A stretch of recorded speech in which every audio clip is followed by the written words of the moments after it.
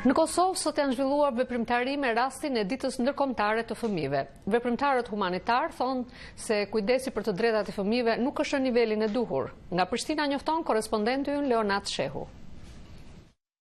Një qershori dita ndërkombëtare e fëmijëve u shënua me shumë veprimtari kulturore artistike në Kosovë, por kremtimet janë vetëm njëra pjesë e kësaj dite.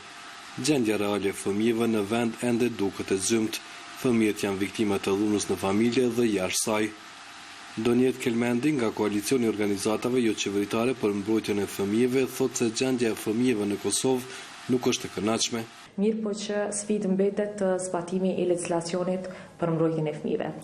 Kjo për arsye qoftë mungesës së kapaciteteve burimeve njerëzore, të cilat mbrojnë të drejtat e fëmijëve, mirë po edhe në mungesë të investimeve, kur e quaj investime mendoj e kam fjalën për buxheti, i cili është i ndarë për në fushën e mbrojtjes së fëmijëve dhe në përgjithësi në fushën e drejtave të fëmijëve. Zonja Kelmendi numëron disa nga kategoritë e fëmijëve që kanë nevojë për përkujdesje më të madhe institucionale.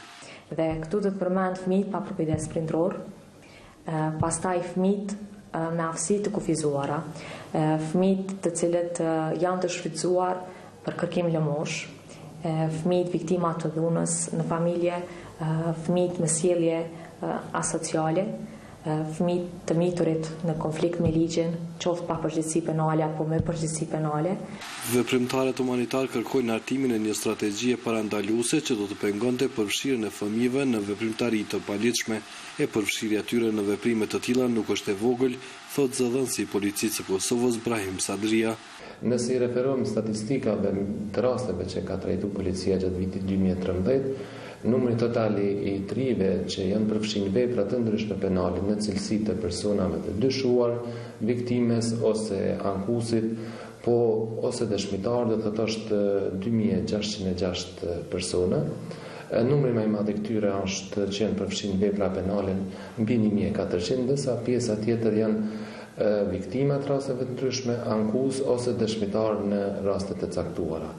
Në këtë grup të personave që janë përfshirë në opozicion cekën, do të kryesisht janë trit që janë përfshirë në vepra penale të rrahjeve, të vjedhjes ose edhe të kapjes nga policia në posedim të substancave narkotike, po të probleme ndryshme në shkolla dhe rastet e kërkimit të lëmoshës. Zoti Sadria thotë se policia e Kosovës bashkëpunon me organizata të ndryshme për të trajtuar fëmijët në mënyrë që të largohen nga rrugët e paligjshme.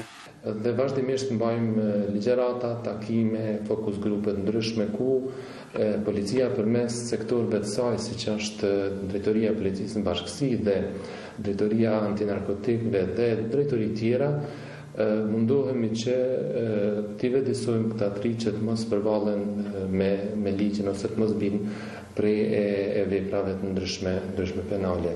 Zonja Kelmendi thonë ndërkëtë se shteti duhet të investojë në përmirësimin e të drejtave të fëmijëve dhe sipas saj janë 3 arsye për një gjë të tillë.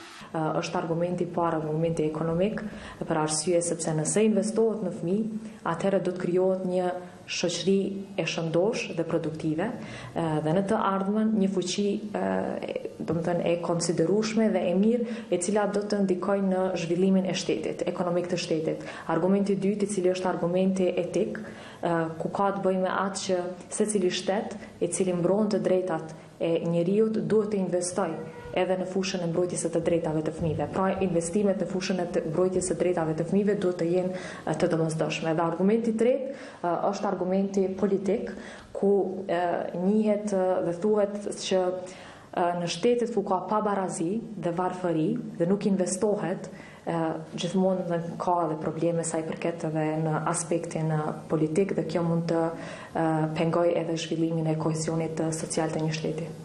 Veprimtarët humanitarë thonë ndërkëtë se Kosova ka një infrastrukturë të mirë ligjore për mbrojtjen e të drejtave të fëmijëve, por problemet qëndrojnë në mosbatimin e tyre.